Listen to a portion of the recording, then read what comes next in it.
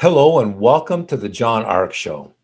Today, we're going to interview my friend, the legendary actor and comedian Tommy Chong from Cheech and Chong fame. Before we begin, I want to encourage you to subscribe to our channel for free. We also encourage you to like, comment, and follow us. We're going to have a lot of great celebrity interviews coming up, so I encourage you to click on that notification bell so you can get notified every time we upload a new episode. I'd also like to tell you about a service called HollywoodIsCalling.com. It's a great service that allows you to purchase live phone calls from your favorite celebrities, so check them out. HollywoodIsCalling.com. Now, let's say hello to the great Tommy Chong. Hello, Tommy. Welcome to the John Ark Show. How are you today, sir? I am very well, thank you. Everything's fine. Nice, nice. So, Tommy, we did some research on you for this interview, and you really surprised us. We always knew you were a great comedian, but we didn't realize what a serious businessman you were until we did this research. Everybody knows you as an actor and as a comedian, but what a lot of people don't know about you is that you were originally in the bar business in Canada, and bars are super tough, as everyone knows. Next, you managed to succeed in the movie business, which is even tougher. And then you spent decades of your life as a cannabis activist. Now, after that long, hard battle over cannabis, it looks like the government and the country are finally agreeing with you. How does it feel to win a war that you fought for so long, sir? It's a mixed blessing. It's a mixed blessing. On one hand, we won the war, or we're winning the war, and we're way ahead. On the other hand, I don't have an act anymore. I can't. It's like when the guy that impersonated Jack Kennedy died. When Jack Kennedy died, the guy that impersonated him was out of a job. And with me, when they legalized weed, that started putting me out of a job too. But on the other hand, I'd rather be without work. In fact, I enjoy not working, and and I love the benefits of selling my CBD oil and helping people, out there with health problems and with weight problems too, by the way. That's what we found out our CBD does, helps people. It gives them energy while they fast. And so I'm thrilled with what's going on. Nice. Now let's go back to the beginning. You skyrocketed to fame with your Cheech and Chong comedy albums. How did all of that come about, and how did you get your first record deal? Uh, Cheech and Chong, it was a series. Well, first of all, everything was ordained. It was meant to happen. Cheech, for some reason, when he was dodging the draft, he went right up to where I was born and raised in Calgary. And then he went to Vancouver. I had no idea who he was. I started a theater company, and we needed an actor to play the straight guy, and Cheech was available, and so we it was all serendipity.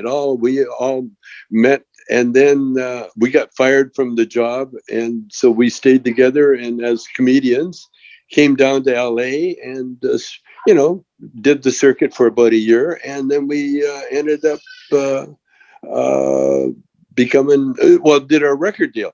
And Lou Adler heard about us. He was a record producer, and so we went to visit Lou. And the weirdest thing is that Lou and I, we hit it off right away. We made a deal within 15 minutes of meeting each other. And then when we went to record, the very first bit that we rehearsed became our most famous bit. Dave's not here. And so it happened so easily that it had to be ordained. It had to be from God. God sent me here to do what I did, and I'm still doing it. That's a really interesting phrase you use. It happened to be ordained. And I say that because when I listen to the comedic timing of your albums, it's perfect. You know, you've got that Jackie Gleason timing. You guys milk the pauses. It's incredible. And when something comes that, I don't know if it came easily, but when something goes that well that early on, there's usually a reason for it. Yeah, yeah. No, it was ordained. There's no doubt about it. As I look back, and then I just watched Up and Smoke the other day, 420 on 420, and I've always, a lot of questions. In fact, the first question was, how much did you make it for, and how come the studio let you get away with what you did? Well, the fact that we basically used our own money, Lou Adler arranged the financing. The studio never had anything to lose. And so they allowed us, the fact that we used our own money allowed us to use whatever material we wanted to use. There was no checks and balances over what we did. And as a result, we came up with a masterpiece that is still being played to this day, because it had all the ingredients of a musical. It was a musical, and music is eternal, and therefore that movie is going to be eternal. You know, what's interesting about those albums, that feels like fate once again, because nobody gets a great deal on their first album or movie. And yet somehow you guys put your own money in. Did that mean you had substantially more royalties on the back end, hopefully? Well, in the movie, theoretically it did, unfortunately, but I should say fortunately. There again, fate stepped in. Had we collected all the money that Up and Smoke had made, and in a fair split, Cheech and I would have not done another movie. We would have stopped right then and become, one of those billionaires that just runs around the country looking for things to do. The fact is that when we finished Up in Smoke, we were broke. We never made any money, and the movie was just released, and so there was no royalties coming in, and so we were literally broke. And then we split with Lou Adler, and then Cheech and I went back on the road, and thank God we did, because we went back, we did another year on the road, and then we came back, and then in the meantime we met a Howard Brown who got us out of the Lou Adler contract, and then it got us 3 record deals all at once, and so then that continued our career. Had we had money, we wouldn't have continued, but because we were broke. See, that's what I tell people a lot of times. There is no shame in failing at all. You learn from your mistakes. And the only shame is that is if you dwell on it, But there was no shame in failing, and that's what we find, because necessity is the mother of invention, and that's what kept us going, and that's why we're here today talking. So I'm curious, and this is completely out of left field, but what was your astrological sign and what was Cheech's astrological sign? Do you know? I do know. Well, mine's Gemini. Okay. Cheech is, I think, a Leo. He's July, Okay. so I think he's a Leo. But I know I'm a Gemini. There's 2 of us, and actually more. And Geminis make great comedians because for all the obvious reasons, but also because they tend to be extroverts. So,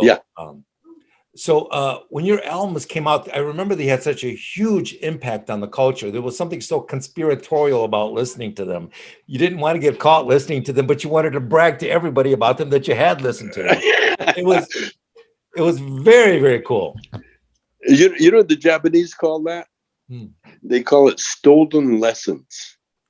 In other words, when a craftsman has an apprentice, the first thing the craftsman do is tell the apprentice, do not touch the tools. And he sees how long the apprentice will listen to the rules, because the ones that break the rules right away, they're the ones that are going to go on to become a star. And that's what we did we had no idea what we were doing, but instinctively, again, it was ordained. I, I never grew up, and Cheech never grew up. And when we found that both of us had very, simple sense of humor, then we could do humor that appealed to kids. There were a lot of kids like, Sister Mary Elephant, for instance. Class, shut up. That just tickled every kid in any school. You know what's funny? I haven't heard that phrase class in decades, but the moment you said it, I remember it clear as a bell. That's how powerful the impact was. Yes, yes.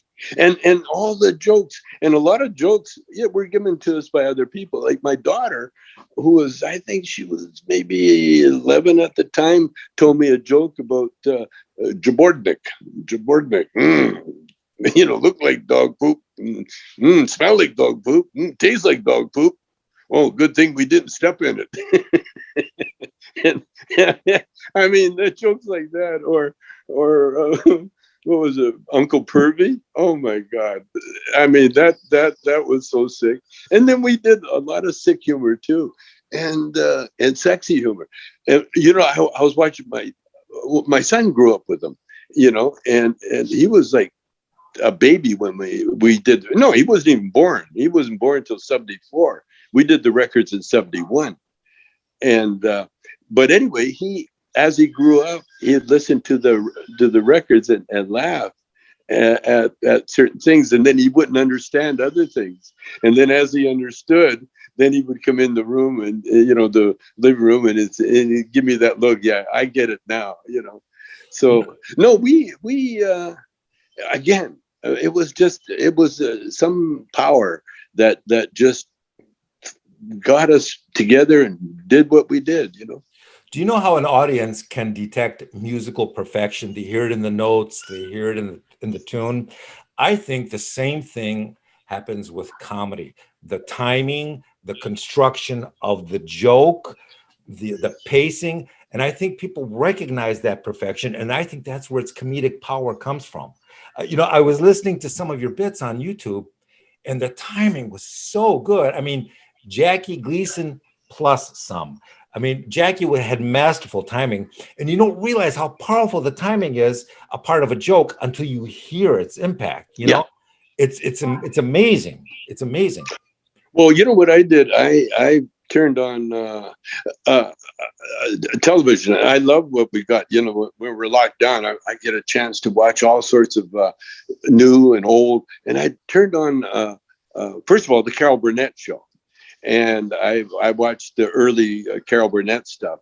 Funny as can be, hilarious. Mm-hmm. And then I watched the Dick Van Dyke show.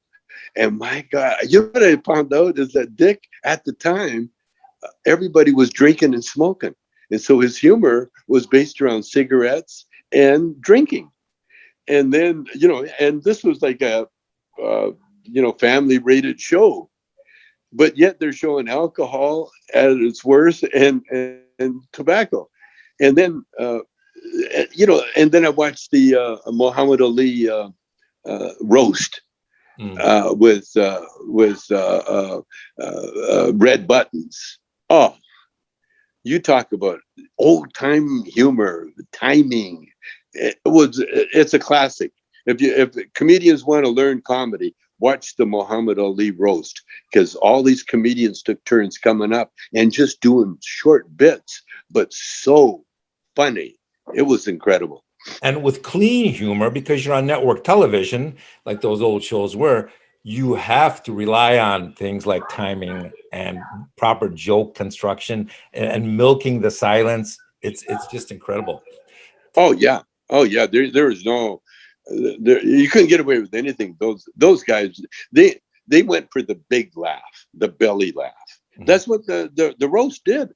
Mm-hmm. That whole roast is full of big belly laughs. And then when Cheech and I were at our prime, that's what we went for. We had laugh, where the snot would come out of your nose, that kind of laughter, I don't know if you've seen any of the Mad Men series. Did you catch any of that? It's about the advertising industry. The series is a few years older, but basically it's a show about advertising on Madison Avenue back in the 60s. And Yeah, the first thing you notice is everybody's smoking yeah, at the office, everybody's drinking at the office. yep. But then a lot of people don't catch this. There's always a sofa recliner towards the wall in the office. And a lot of people think that's so you can relax. That's usually not why it was there. It was usually there for the secretaries.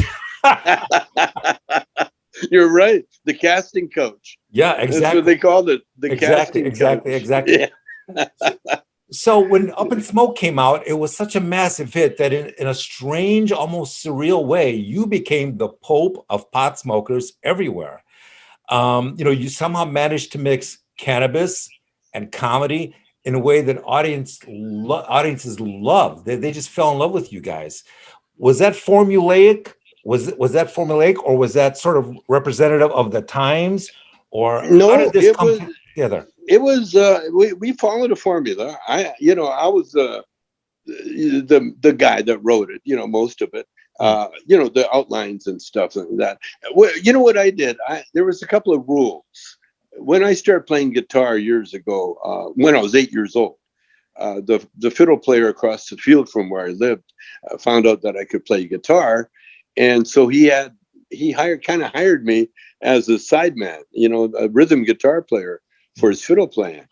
And he was the one, like, the sit at the master's knee, literally. I was at he's up there playing the fiddle, and he would tell me two things: keep it simple and give the people what they want. And that rule stuck with me forever. Now, when I got into movies, I looked back at the old, say, Charlie Chaplin movies and his bio. And in his bio, he said that he had a ton of characters that he used to do. Charlie Chaplin was a genius. He was a musician. He wrote that song. You know, he could do so many things, and he used to score a lot of his movies, himself. He was that good of a musician. But when he played in front of the camera, he played the tramp.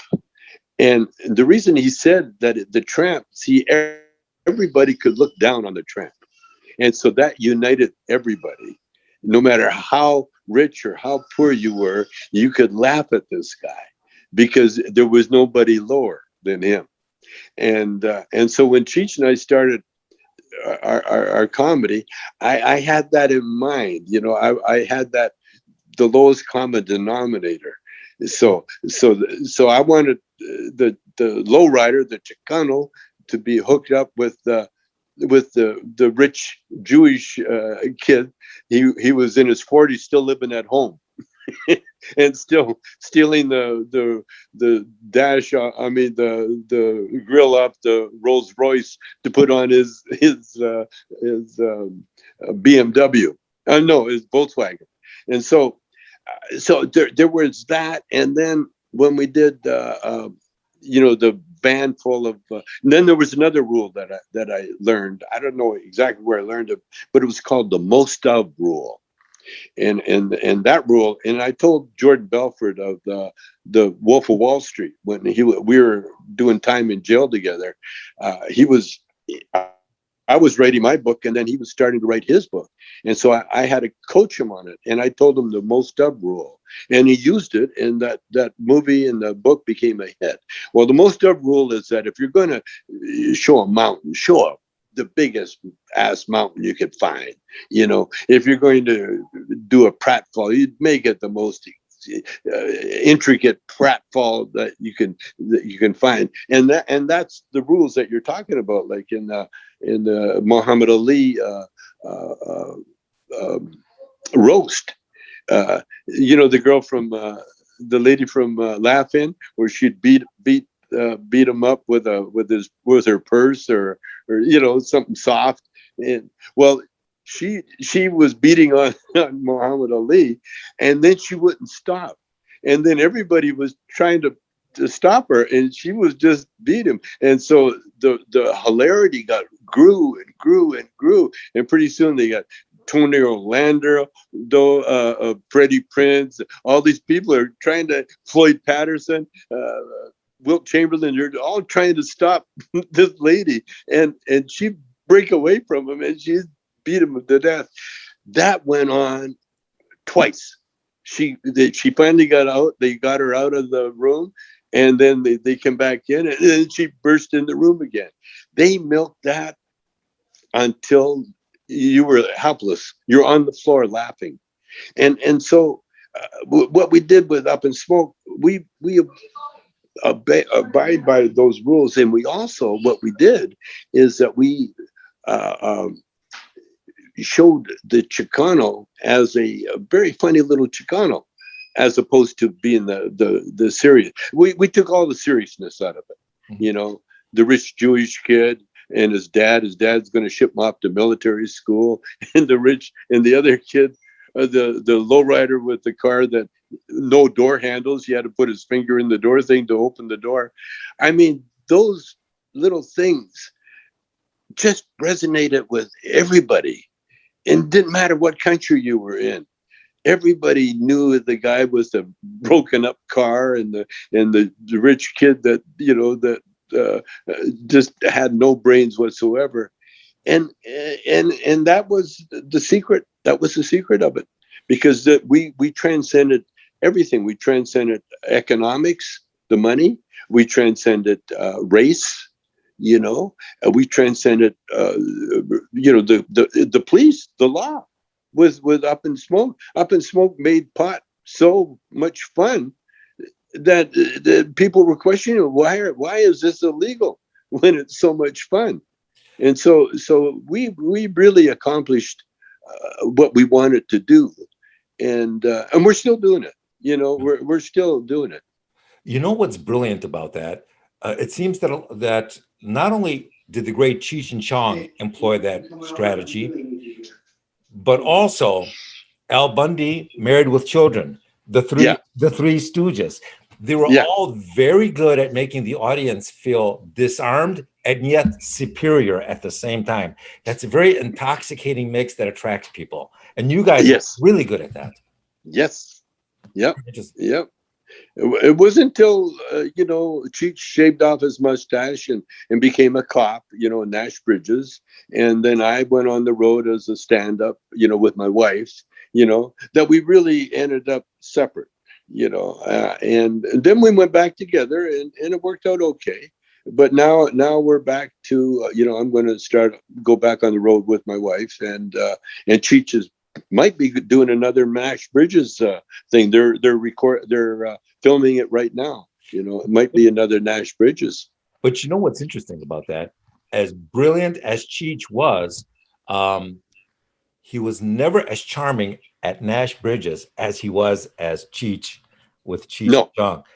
People loved it. You know, they enjoy his work on Nash Bridges, yeah, but it yeah. doesn't draw people in as magnetically and make them laugh as much as Cheech. Yeah, and I started watching Nash Bridges, and I came up with the fact that I could see the director trying to get that Cheech out of him. You know, trying to get it. They would write bits where it was just be perfect for Cheech to be Cheech, but no, he never went. He you know, when he was with me, he was in, you know, that character, and then when he's not with me, then that character disappears for some reason. You know, I think it's because I can, you know, I brought it out of him to begin with, because in a lot of ways it's sort of like he was once called like Stephen Fetchit of the Chicanos by Robert Hilburn, you know, this music critic, and I think Cheech jacked him up against the wall one time for doing that, for calling him that. But that's been Cheech's biggest fear, because Cheech is, you know, well educated. You know, he went to university. He's got a degree in English. You know, and for him to do that, the lowrider, the way he did, it was really a one and done situation. You know, because I never really got it out of him. I got it out of him a little bit in Next Movie, because he played two characters, so he was red in Next Movie.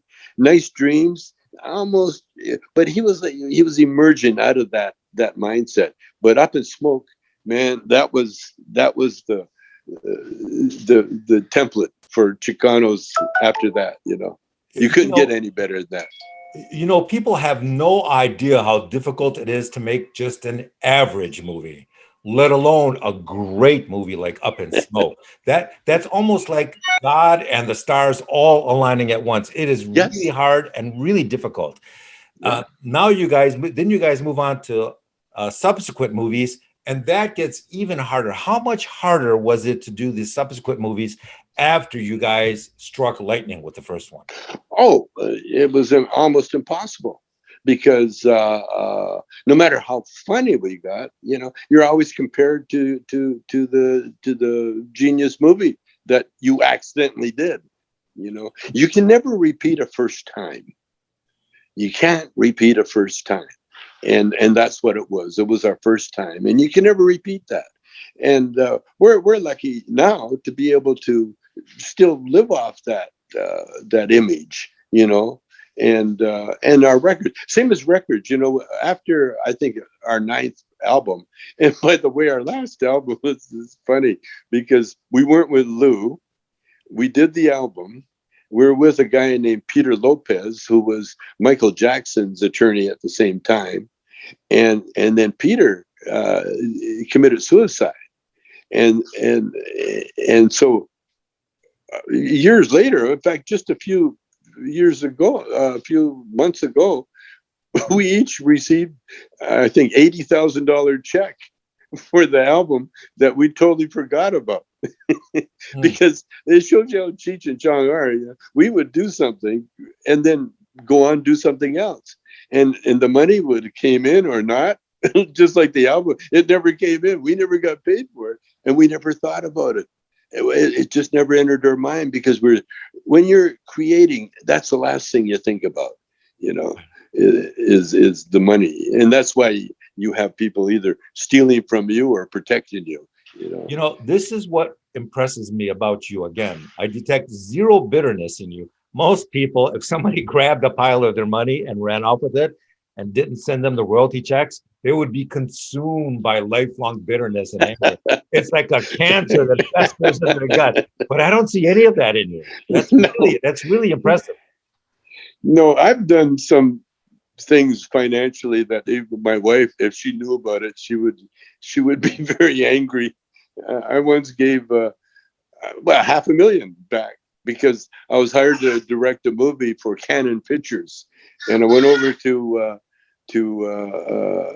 Rome. Is that And Cheech I keep hearing crying in the background? no, no, I wish. No, that's my little, Oh, that's my I'm little, kidding. I'm kidding. that's my little niece. What is she? My granddaughter. But anyway, I went to direct this movie. It was called The Dumb Dicks or something. It was with what's his name, David Lansbury, and Lauren Dreyfus, Richard Dreyfuss's brother. Anyway, they wrote this movie, and I wanted with me. I'm an improvisational actor, and they didn't want to change anything, and I wanted to add a beautiful lady. With comics, comedians, you always have to have a beautiful lady, and they rebelled against it. They said they wouldn't do it, and so then I fired myself. I was the director. I fired myself, and I gave the money back to Canon, and felt good about it. Because the thing is about money. If it's yours, you will keep it. If it's not yours, you will lose it one way or another. And that's the way I've always felt about it. And so if it's mine, it'll come somehow, somewhere. Where do these And Eastern philosophies come from? Did you spend some time in Asia at one point in your life? Because I see this reading, elevated philosophy of yours that reading. No, I read a lot of spiritual books. When I went to prison, I turned it into a spiritual retreat, literally. Mhm. And it was the greatest 9 months that I can remember. Because I was like a monk. You got Mhm. your cell, you got your garden, and your books. And it's all, you got friends that you walk around with, but you can be alone for long periods of time. And so, no, I've been studying spiritual uh, philosophy for forever, for a long time. And oh yeah, and it works sometimes, and other times it takes a little while. But no, I'm really solid into it now. Tommy, you strike me as a guy who could get along with anybody at any time and any place. I'm guessing when you went to prison, you came out with a ton of friends. Yeah. Oh yeah. Well, I got. But I'm in business with one. He was a golf caddy, and he was in there on a bogus charge. What happened? He was a cocaine user, but his dealer got busted, and the Fed said, "Well, give us some big names, and we'll let you. You'll get less time." And so she turned him in, Eric Larson. She turned him in, and he wasn't. He was just a caddy for Mark Calcavecchi, but he was a caddy, and so he fought the case, and because he fought it, uh, he didn't win. No, see what happened. Yeah, he won the first case, and then they refiled the charges, and he didn't have the money to fight the second one, and so they gave him 14 years just for fighting. And so he was doing he had done 11 when I met him, and but I helped him get out yeah, a year early, but I helped him. I showed him, with my attitude. I just changed my attitude, because it's all about attitude. It's so And healthy. It's so healthy. yeah. When I hear it in your voice and in your Oh, stories, it's so healthy. yeah, yeah. Well, forgiveness. There's a couple of things. Forgiveness is. I had a friend ask me one word. He said, "Give me one word, that would carry you through life."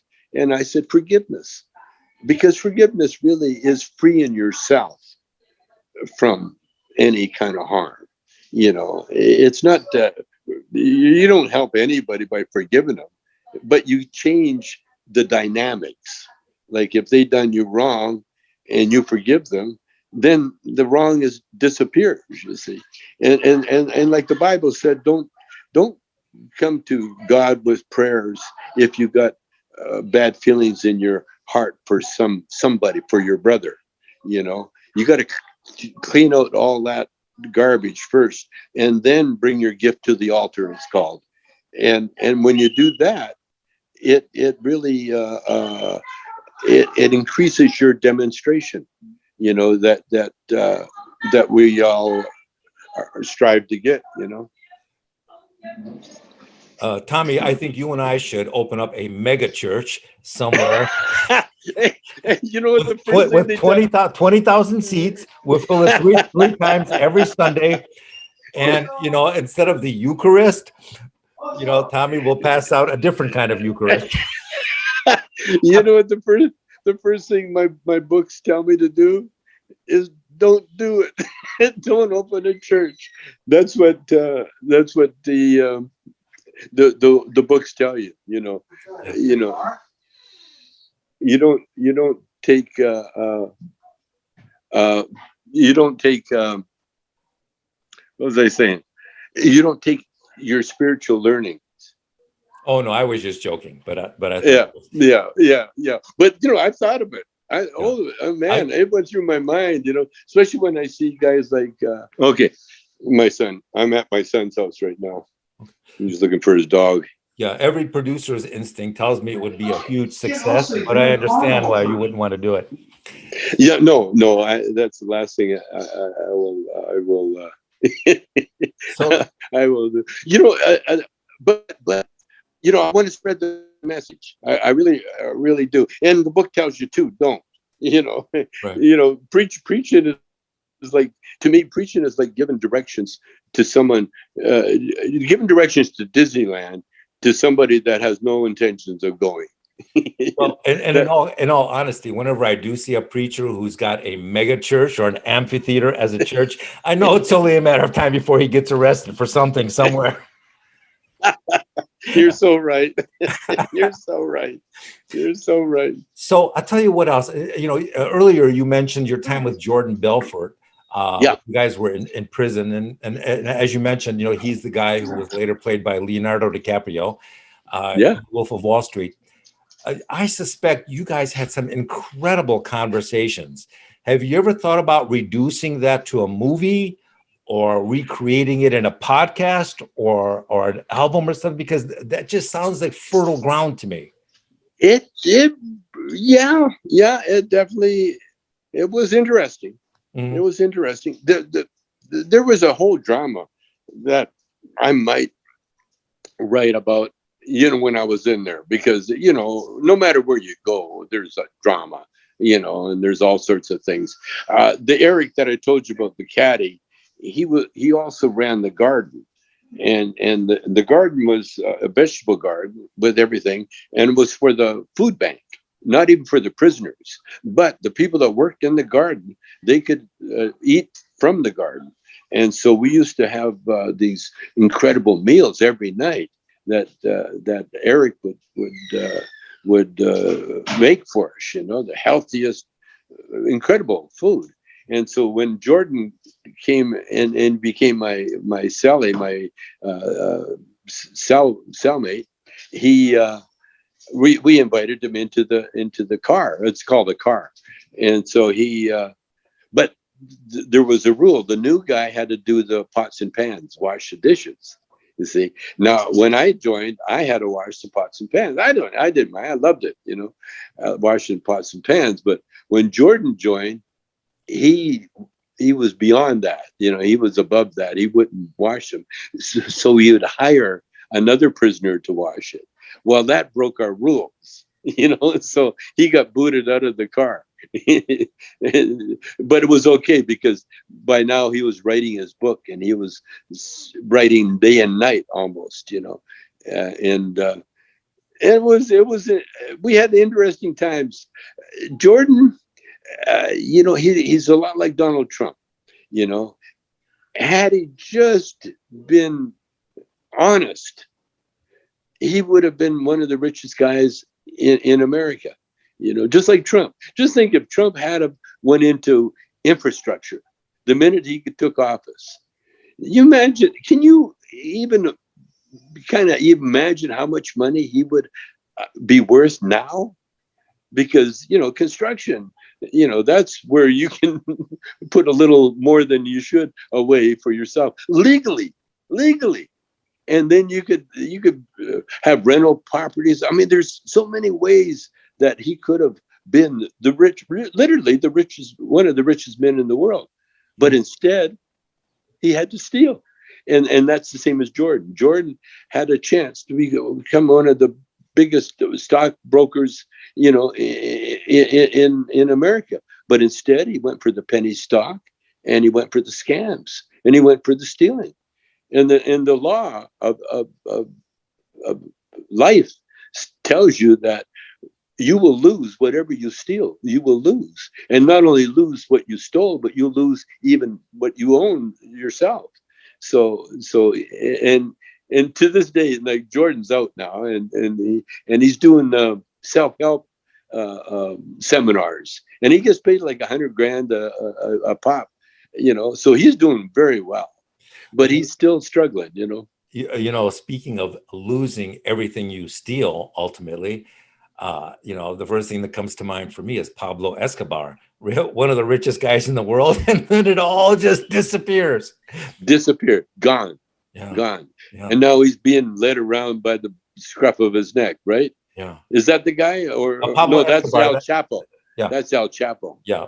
But he's in jail too. So, but Pablo Escobar, buried a lot of his money. That's all disappeared, eaten by Yeah, rats. It's just it gone. goes.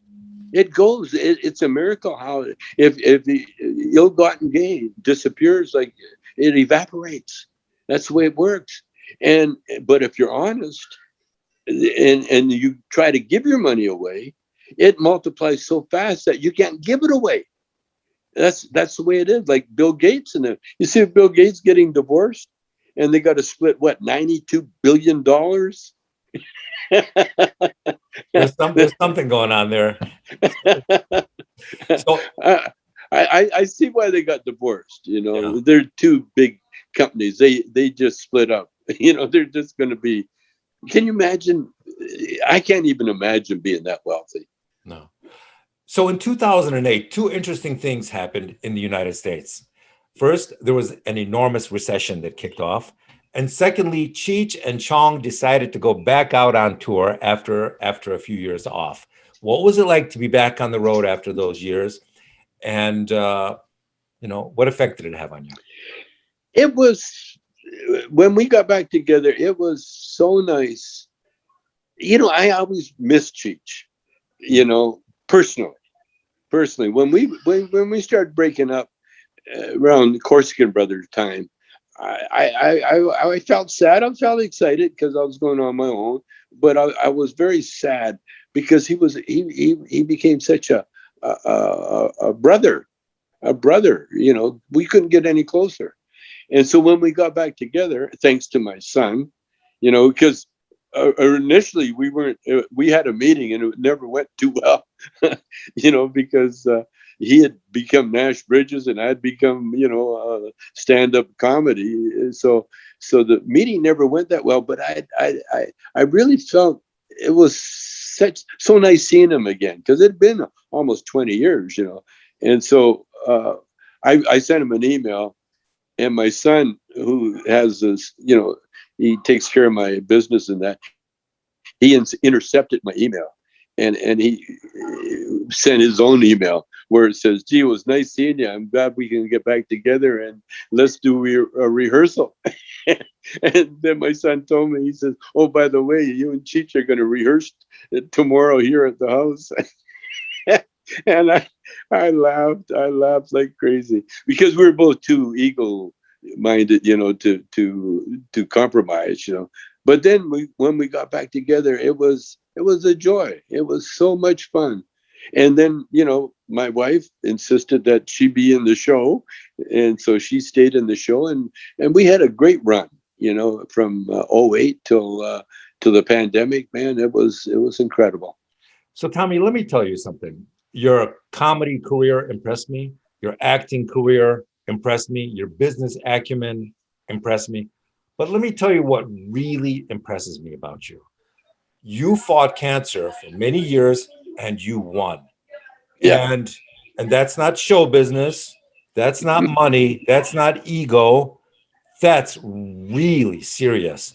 Now, they say that stress causes a lot of illnesses and that cannabis alleviates a lot of stress.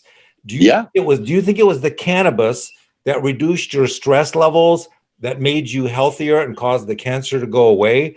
Or was it something else at work? Did you change your diet or exercise? What was going on? Because I'm sure everybody wants to know how you did it. It was a combination.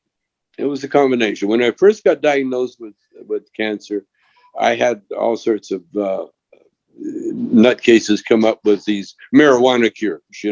Mm. But again, my son Ferris, he shooed them away, and he made sure that I got the best doctors available. And so I had the best kind of doctors, doctor help that I could get. And then the cannabis never really came in until after I was finished doing the operation. Before that, I had it. I had to get rid of it, and so I had to do radiation, and I did chemo pills, and then we did the operation. But then, as soon as I got finished with the operation, I started doing CBD injections. Like I had this old medic that had a way of putting CBD in a syringe, and so I was injected for a good month, and then I couldn't take the pain anymore, and so I quit injecting it, and I started doing it orally.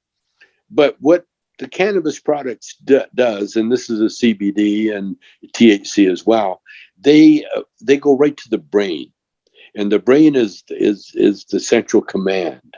And what they do with the brain, they calm the brain right down, put you in the moment. It puts you right in the moment. So if you're listening to music, you're really listening to music. Or if you're writing comedy, you're really writing comedy. You're right there. And so what I did, And then I kept exercising, because I was a bodybuilder before I went in the hospital, and I exercised when I was laying in the hospital. I found exercises to do, like what do you call it? Uh, uh, Isometric kind of exercises, and then when I got out, I started using rubber bands and weightlift. In fact, I went to the gym after I got out, and I worked deadlifts, the whole thing. And it was a combination of calming the mind, and then working your body out to the point where it rejuvenates itself. Because when you do weights or something, you tear tissue, and when you tear tissue, it has to heal, and it heals stronger. And so that's with your whole body. You can't work on one part of your body without it affecting the entire body. And so when I started doing the CBD and working out, I was keeping my mind very, very calm. And it's a mind, because when your mind is calm, then the immune system kicks in, you know. You know what else heals the body? It's laughter. And I'm wondering Yes. if the combination of laughter Oh, and everything else didn't somehow overwhelm the cancer. I came out of that operation like a stand-up comedian, because the opioids they give you, that's the same heroin type of drugs that Lenny Bruce was doing, all the good comics, or jazz musicians. It just sharpens the mind so much. And so I came out of the anesthesia just like I was in Vegas doing stand up. I'm teaching the doctors to pro, what do you call it? How do you say that word? Prostrate, but the Yes. prosthetic. Yes. You're a doctor. I'd show them the prostate handshake, which is the elbow. Give them the elbow, and then I was my daughter was pushing me from the operating room into the room, and I looked at her and I said, I thought she was a nurse. I said, you look exactly like my daughter, and it was my daughter. And then people would come by, and I just had something funny to say about everything. The hospital itself, the people that were there. Then I was walking around with IV thing for a while, uh, as the healing. Oh, I just had a ball, and I couldn't shut up. I was amazed at myself. It got to the point where the doctors off duty would come by to see me to get to get some humor. No, humor really does help. Try not to laugh too hard when I tell you what I'm about to tell you, but you're probably going to laugh anyways. But here it comes. I have never in my life done drugs, smoked, or even had a beer. Never. I've always been the guy that runs and lifts weights and all of that. So my question to you, Tommy, is what does it feel like to get high? I'm curious. Is it sort of like running long distances? What does it feel like to get high? Okay, there's a couple of things you could do. If you want to know the rush you get, if you get a chance, stand on the edge of a 3 or 4 story building Mhm. with nothing in front of you, and just stand on the edge and look over. You'll get a rush of adrenaline that will give you energy. That's one of the highs. That's probably the heroin high, because actually when you do heroin, you're near death, Mm. and so when you're near death, adrenaline, your body fills up with adrenaline, and that gives you that high. Now, the other high is when you know the answer, like you're listening to a Jeopardy or something, and the question comes up and you say the answer before the contestant does. Mm. That satisfaction you get where, oh, I know that. Boom. That's the weed high. The weed high is you kind of, you understand everything.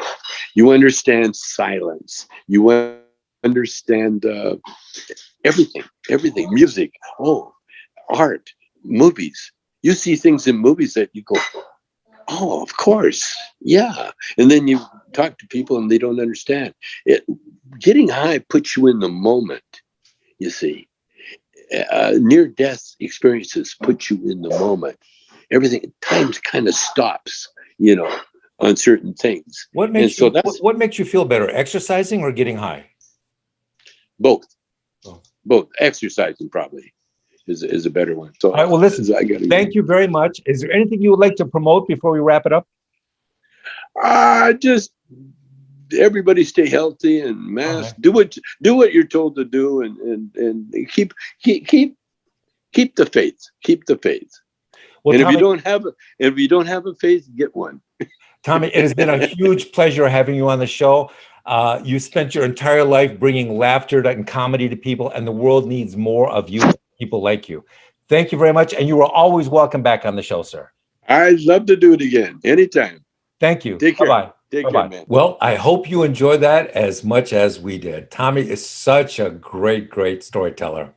Thanks again for watching. And I want to tell you that we're going to have more great celebrity interviews coming up and more breaking news stories. So we encourage you to subscribe to the channel and click on that notification bell so you can get notified every time we post a new story. Thank you for watching. Bye-bye.